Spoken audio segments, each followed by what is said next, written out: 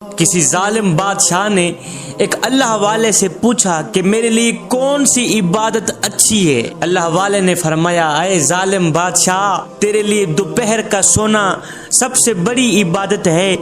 دوپہر کا سونا تیرے لیے بہترین عبادت ہے، اس لیے کہ کچھ دیر تک لوگ تیرے ظلم سے محفوظ رہیں گے۔ حضرت شیخ سعدی علیہ الرحمہ فرماتے ہیں کہ ایک ظالم کو میں نے دوپہر کے وقت سوتے دیکھا تو کہا اس کا سویا رہنا ہی بہتر ہے، اس کا سویا رہنا جاگنے سے کہیں زیادہ بہتر ہے۔ جس ظالم کی نیند اس کی بیداری سے اچھی ہو، جس ظالم کی نیند اس کی بیداری سے بہتر ہو، اور اس کا مرنا اس کے جینے سے بہتر ہو۔ اگر حکمران ظالم ہو تو انہیں یہ یاد رکھنا چاہیے، ہر وقت، ہر گھڑی، ہر لمحے یہ یاد رکھنا چاہیے کہ ان سے پہلے ظالموں کا کیا انجام ہوا۔ ظالم کی لگام اگرچہ دراز ہے مگر سنو، جب کھینچی جاتی ہے تو پھر ظالم کو پناہ دینے والا کوئی نہیں ہوتا۔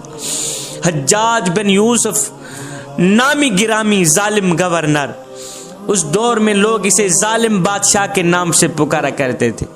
ایک بزم میں آیا، کسی محفل میں آیا تو سارے لوگ کھڑے ہو گئے، کوئی ہاتھ چوم رہا تھا، کوئی قدم بوسی کر رہا تھا کہ بادشاہ وقت آ گیا ہے، گورنر آ گیا ہے۔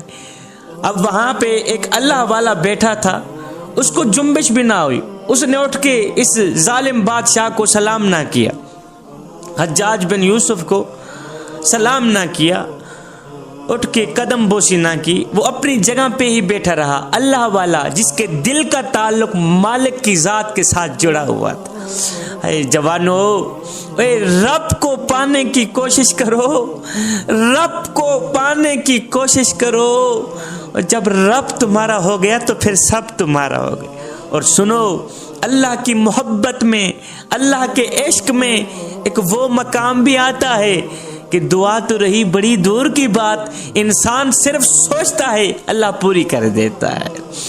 اللہ اکبر۔ وہ ایک نوجوان تھا، اللہ والا تھا، اللہ کا ولی تھا، نوجوان تھا، وہ شیروں اور بکریوں کو اکٹھا چرا رہا تھا۔ کسی نے گزرتے ہوئے پوچھ لیا، او نوجوان، او میاں، او یہ شیروں کی بکریوں سے کب سے صلح ہوئی ہے؟ تو اس نوجوان نے کہا، بھائی جب سے میں نے اللہ سے صلح کی ہے نا، انہوں نے آپس میں صلح کر لی۔ ایک بار رب کے بن کر تو دیکھو۔ خیر، ظالم بادشاہ آیا، سارے لوگ کھڑے ہو گئے استقبال کے لیے، تو یہ اللہ والا، اسے جنبش بھی نہ ہوئی، اپنی جگہ پہ بیٹھا رہا۔ اسے دیکھتے ہی بادشاہ غصے سے آگ بگولا ہو گئے۔ ظالم بادشاہ غصے سے آگ بگولا ہو گئے، اس کی جرت کیسے ہوئی، کیوں بیٹھا رہا، اس نے اٹھ کر مجھے سلام کیوں نہیں کی۔ اب بادشاہ نے فوراً ہی حکم دیا، فوراً ہی آرڈر دیا کہ اس فقیر کا سر تن سے جدا کر دیا جائے، ابھی اور اسی وقت اس فقیر کا سر تن سے جدا کر دیا جائے۔ یہی اس کی سزا ہے کہ اس نے بادشاہ کا ادب کیوں نہیں کیا، بادشاہ کا احترام کیوں نہیں کیا۔ جلاد تلوار اٹھا کے آ گئے، فقیر اللہ والے کو پھٹے پہ چڑھا دیا گیا کہ تو نے بادشاہ کو سلام کیوں نہیں کیا، بادشاہ کا استقبال کیوں نہیں کیا۔ اب جلاد جیسے ہی فقیر کو مارنے لگا، اس کا سر تن سے جدا کرنے لگا، پہلے تو فقیر کی ہنسی نکل گئی، پھر فقیر ایک دم رونے لگ گیا۔ پہلے تو اللہ والے کی ہنسی نکل گئی، پھر ایک دم رونے لگ گیا۔ ظالم بادشاہ نے کہا، فقیر میاں، تجھے ماریں گے بعد میں، تیرا سر تن سے جدا بعد میں کیا جائے گا، پہلے یہ بتا کہ تو رویا کیوں ہے، پھر ہنسا کیوں ہے۔ اس نے کہا، بادشاہ رویا اس لیے ہوں کہ 5 بچوں کا باپ ہوں، سوچ رہا ہوں میرے مرنے کے بعد میری اولاد کہاں جائے گی۔ اچھا پھر ہنسا کیوں ہے؟ اور موت کی خبر سن کر ہنسا کیوں ہے؟ یہ سن کر اس اللہ والے نے کہا، بادشاہ مرنے کی خبر سن کر ہنسی اس لیے نکل گئی، اس وقت میں اللہ کا لاکھ لاکھ شکر ادا کر رہا ہوں کہ مالک تیرا لاکھ لاکھ شکر ہے کہ اس وقت میں مظلوم بن کر مر رہا ہوں، ظالم بن کر نہیں مر رہا۔ مالک تیرا لاکھ لاکھ شکر ہے مسکرا کے مالک کا شکریہ ادا کر رہا ہوں۔ میرے کریم رب تیرا لاکھ لاکھ شکر ہے کہ میں اس وقت مظلوم بن کر تو مر رہا ہوں، ظالم بن کر نہیں مر رہا۔ اگر ظالم بن کر مرتا تو قیامت کے دن تیرے جیسے حجاج بن یوسف کے ساتھ اٹھایا جاتا، قیامت کے دن یزید کے ساتھ اٹھایا جاتا۔ مجھے اپنی موت پہ فخر ہے، میں مظلوم بن کر مر رہا ہوں، باقی نہیں قیامت کے دن شہداء کے ساتھ تو اٹھایا جاؤں۔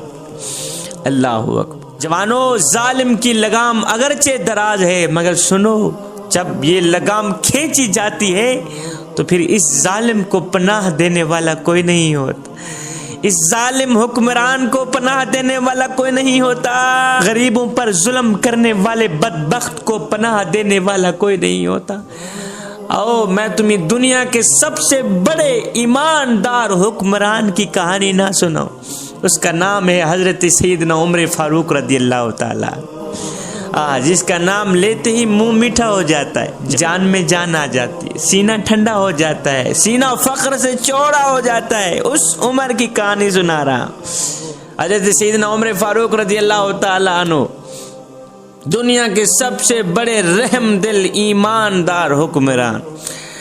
آپ کا یہ معمول تھا کہ آپ رات کے دوسرے پہر مدینے کی گلیوں میں گشت فرمایا کرتے تھے، اور آپ فرمایا کرتے تھے اگر میری حکمرانی میں اگر کوئی پیاسا کتا بھی مر گیا تو اس کا بھی عمر کو حساب دینا پڑے گا۔ ایک دن آپ حسب معمول رات کے دوسرے پہر مدینے کی گلیوں میں گشت فرما رہے تھے، آپ کی نظر اچانک مدینے کے باہر کسی شخص نے خیمہ لگایا ہوا تھا اور خیمے کے آگے اس نے آگ جلائی ہوئی تھی۔ آپ کی نظر اس خیمے تک گئی، اس آگ تک گئی۔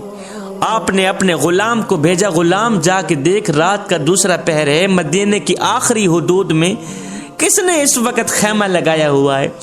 غلام دوڑ کر گیا، واپس آیا، کہنے لگا حضرت کوئی مجبور سا شخص ہے، غریب سا شخص ہے، خیمے کے اندر ایک عورت بیٹھی ہے، رو رہی ہے، میں نے جا کر اس کا پتہ پوچھا ہے تو آگے کہتا ہے جا جا تو اپنا کام کر۔ یہ سنتے ہی حضرت سیدنا عمر فاروق رضی اللہ تعالیٰ عنہ خود چل کر اس خیمے تک گئے۔ السلام علیکم۔ وعلیکم السلام۔ میاں کون ہے، کہاں سے آیا؟ اس نے کہا میاں میں غریب سا شخص ہوں، امیری کا جنازہ نکل گیا ہے، غربت عروج پر آ گئی ہے، صبح کو کھاتے ہیں شام کے لیے نہیں ہوتی، شام کو کھاتے ہیں صبح کے لیے نہیں ہوتی، غریب سا بدو ہوں، بیوی حاملہ ہے، بچے کی پیدائش کا وقت قریب ہے، گھر میں روپیہ ایک بھی نہیں تھا، جہاں بچے کی پیدائش کا وقت قریب ہو وہاں روپے کی اشد ضرورت پڑتی ہے، تو میں نے ایک ترکیب سوچی کیوں نہ چلا جاؤں عمر کی چوکھٹ پر، عمر کے دروازے پر چلا جاؤں، عمر کو جا کر اپنے دکھڑے سناؤں، اپنی فریادیں سناؤں، ہو سکتا ہے عمر یہ میرا مسئلہ حل کر دے کہ بچے کی پیدائش کا وقت قریب ہے۔ سیدنا عمر فاروق رضی اللہ تعالیٰ عنہ نے فرمایا اچھا تو عمر کے پاس ہے؟ کہا جی عمر کے پاس ہے۔ اچھا یہ خیمے کے اندر عورت کے رونے کی آواز آ رہی ہے، کون نے؟ کہا میری بیوی ہے، بچے کی پیدائش کا وقت۔ سیدنا عمر فاروق رضی اللہ تعالیٰ عنہ کو جیسے ہی پتہ چلا کہ اس بدو کی بیوی درد میں مبتلا ہے، تکلیف میں مبتلا ہے، تو سیدنا عمر فاروق رضی اللہ تعالیٰ عنہ الٹے پاؤں واپس اپنے گھر میں گئے، جا کر اپنی زوجہ محترمہ کو اٹھایا، کہا محترمہ اگر تجھے نیکیاں مل رہی ہوں تو تو لے گی؟ کہا حضور کیوں نہیں لوں گی؟ آپ نے فرمایا اٹھ، میرے یار کی بیوی درد میں مبتلا ہے، میرے یار کی بیوی تکلیف میں مبتلا ہے، اٹھ چلتے ہیں اس کی مدد کرتے۔ زوجہ محترمہ اٹھی، دائیوں والا جو ضرورت کا سامان تھا وہ اٹھایا اور ساتھ میں عرض کی حضور آپ پھر لکڑیاں اٹھائیں، چلتے ہیں آپ کے یار کی بیوی کی مدد کرتے ہیں۔ کائنات کا حکمران، ایماندار حکمران، رحم دل حکمران، امت کا درد رکھنے والا حکمران، 24 لاکھ مربع میل کا شہنشاہ سیدنا عمر فاروق رضی اللہ تعالی عنہ نے اپنے کندھے کے اوپر لکڑیاں رکھی۔ کہاں جا رہے ہیں؟ ایک چھوٹے سے بندے، چھوٹے سے غریب کی مدد کرنے کو جا۔ قبلہ جیسے ہی اس خیمے تک پہنچے، آیا زوجہ محترمہ نے جاتے ہی خیمے کے اندر اپنا دائیوں والا کام شروع کر دیا۔ صاحب ظاہر بچے کی پیدائش کا وقت قریب تھا، دائیوں والا کام شروع کر دیا۔ اب باہر وہ جو بدو بیٹھا تھا نا، اس نے آگ جلائی ہوتی، اس نے سمجھا کہ یہ شخص کوئی غلام ہے یہاں کا، اس کو پہچان نہ کر سکا یہ کون ہے، اس نے سمجھا یہ کوئی یہاں کا غلام ہے۔ اس بدو نے کیا کیا، اس نے آرڈر چلانے شروع کر دیے، حکم چلانے شروع کر دیے، اور جلدی جاؤ لکڑیاں لے کے آ۔ سیدنا عمر فاروق دوڑ کر جاتے، لکڑیاں لے کے آتے، اور جلدی جائے پانی لے کے آ، دوڑ کر جاتے پانی لے کے آتے، اور جلدی کر آگ جلا۔ ہائے، آپ داڑھی مبارک لپیٹ کر پھونکا ڈالتے، آگ جلاتے۔ اس نادان کو نہیں پتا تھا میرے سامنے یہ جو شخصیت کھڑی ہے یہ کون ہے۔ ایک دم خیمے کے اندر سے آواز آئی، یا امیر المومنین، مبارک ہو، اللہ نے تیرے یار کو بیٹا عطا کیا۔ یا امیر المومنین، ہائے، امیر المومنین کا نام سن کر بدو کے پاؤں تلے زمین نکل گئی۔